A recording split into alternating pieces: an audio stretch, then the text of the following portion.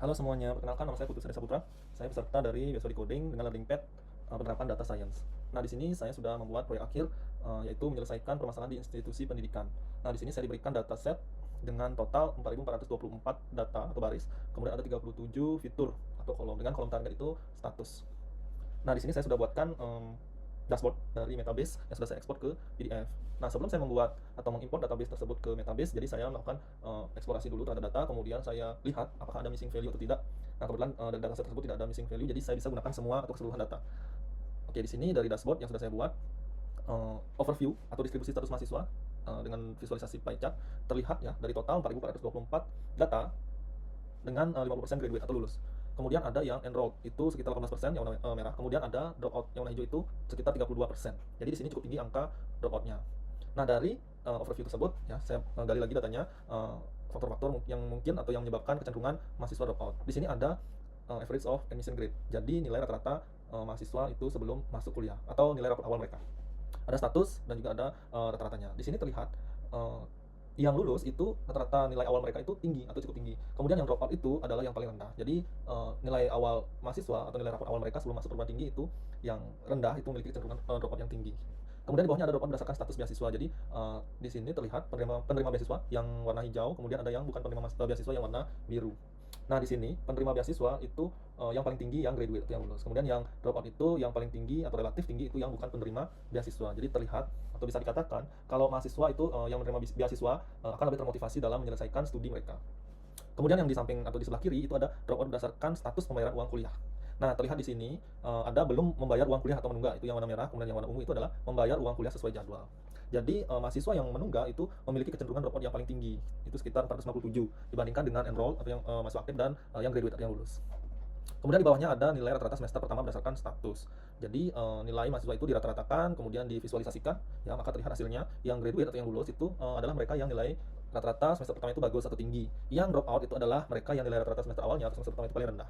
Yang di sebelah kanan ada drop out berdasarkan status hutang mahasiswa. Nah, jadi di sini berdasarkan data, jadi status hutang itu bukan terbatas pada SPP, melainkan hutang secara keseluruhan atau keadaan ekonomi secara keseluruhan. Jadi di sini terlihat mahasiswa yang memiliki hutang dengan warna biru muda ya memiliki kecenderungan paling tinggi untuk drop out-nya ya dibandingkan dengan yang enroll dan graduate.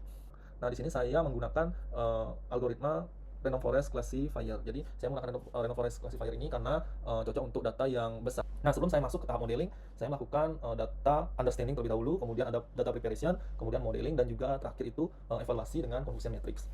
Nah, di tahap data understanding saya melihat status atau kolom status itu masih berupa objek. Nah, oleh karena itu saya ubah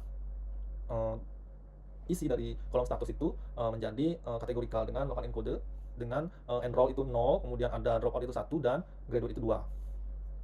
Kemudian masuk tahap modeling random forest classifier dan tahap evaluasi dengan confusion matrix. Dari tahap evaluasi saya mendapatkan akurasi algoritma itu kurang lebih 76%. Nah, setelah saya selesai melakukan modeling dan juga pembuatan sistem machine learning di Google Colab, kemudian saya deploy aplikasinya di Streamlit.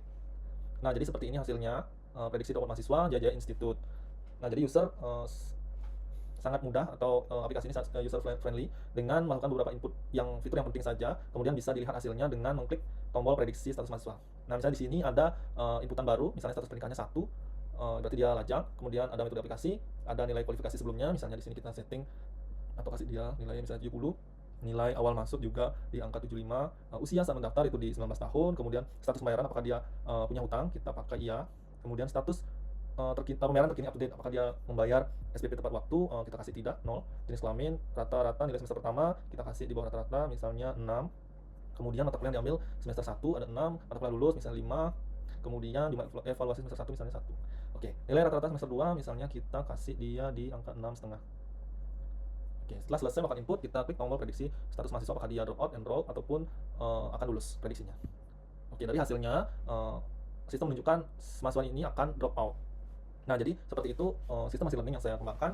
Jadi ada beberapa rekomendasi aksi yang bisa digunakan.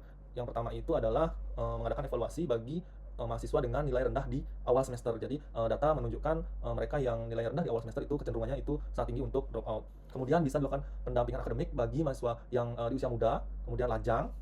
Kemudian bisa dilakukan pendampingan atau evaluasi terhadap mahasiswa dengan kondisi ekonominya yang kurang baik. Nah, data-data tersebut menunjukkan kecenderungan mereka drop out itu lebih tinggi.